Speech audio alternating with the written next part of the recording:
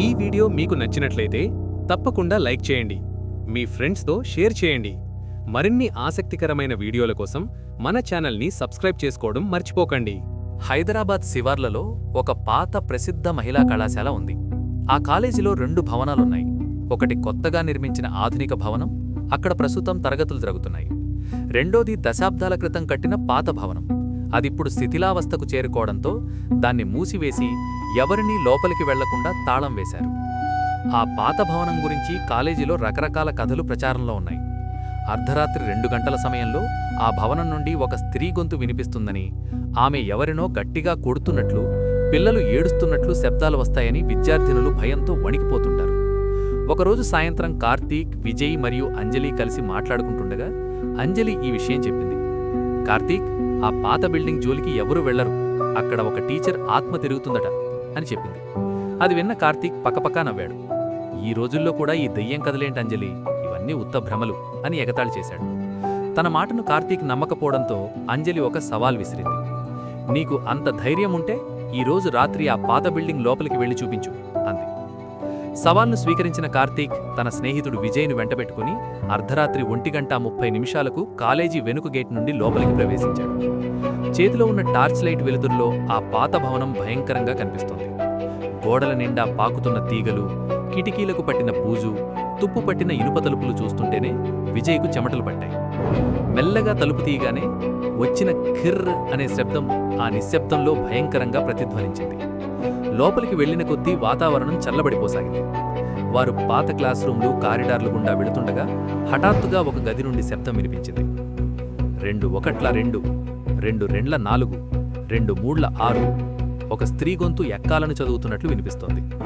విజయ్ భయంతో కార్తీక్ చేతిని గట్టిగా పట్టుకున్నాడు. కార్తీక్, ఎవరో చదువుతున్నారు, మనం వెళ్ళిపోదాం అన్నాడు. కాని కార్తీక్ ఎవరో తమను భయపెట్టడానికి రికార్డింగ్ ప్లే చేస్తున్నారని భావించి ఆ గదివైపు వెళ్ళాడు. ఆ గది దగ్గరకు వెళ్లగానే శబ్దం ఆగిపోయింది. కాని అక్కడ ఒక వింతైన గడ్డకట్టే చలి మొదలైంది. లోపలికి వెళ్లి చూడగా గది ఖాళీగా ఉంది. విరిగిన బెంచీలు, దుమ్ము పట్టిన బ్లాక్ బోర్డ్ తప్ప ఏమీ లేవు. చూసావా విజయ్, ఇక్కడ ఎవరూ లేరు అని కార్తీక్ అంటుండగానే మళ్లీ అదే గొంతు మరింత కోపంగా గట్టిగా ఎక్కాలు చదవడం మొదలుపెట్టింది. వెంటనే ఒక గట్టి చెంపదెబ్బ శబ్దం, ఆ తర్వాత పదుల సంఖ్యలో పిల్లలు ఏడుస్తున్న శబ్దాలు గదంతా మార్మోగాయి. కార్తీక్ టార్చ్ లైట్ వేసి చూశాడు, కానీ ఎవ్వరూ కనిపించలేదు.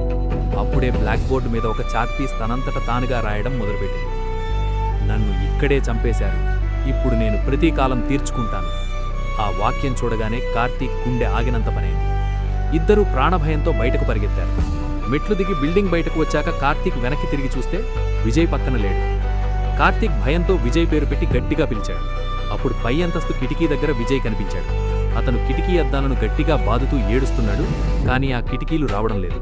తన స్నేహితుణ్ణి వదిలేయలేక కార్తీక్ మళ్లీ ధైర్యం చేసి లోపలికి వెళ్ళాడు.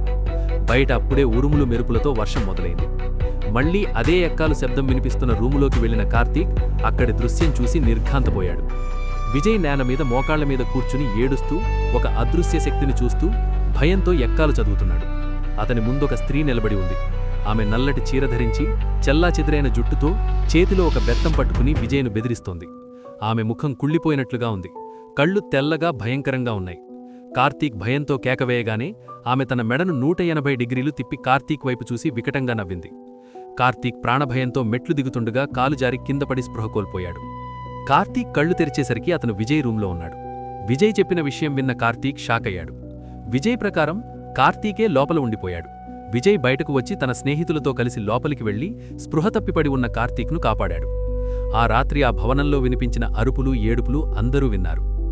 ఆ రోజు నుండి వారు ఆ పాత భవనం వైపు కన్నెత్తి కూడా చూడలేదు. ఆ కాలేజీలో ఇప్పటికీ ఆ టీచర్ ఆత్మ తిరుగుతూనే ఉందని, తన్ను చంపిన వారిపై ప్రతీకారం తీర్చుకోవడానికి వేచి ఉందని అక్కడివారు నమ్ముతారు. అర్ధరాత్రి 12 గంటల తర్వాత ఆ క్లాస్ రూమ్ వైపు వెళ్లడానికి ఎవ్వరూ సాహసించరు.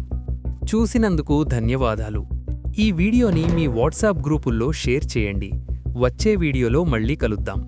అప్పటి వరకు సబ్స్క్రైబ్ చేసి సపోర్ట్ చేయండి.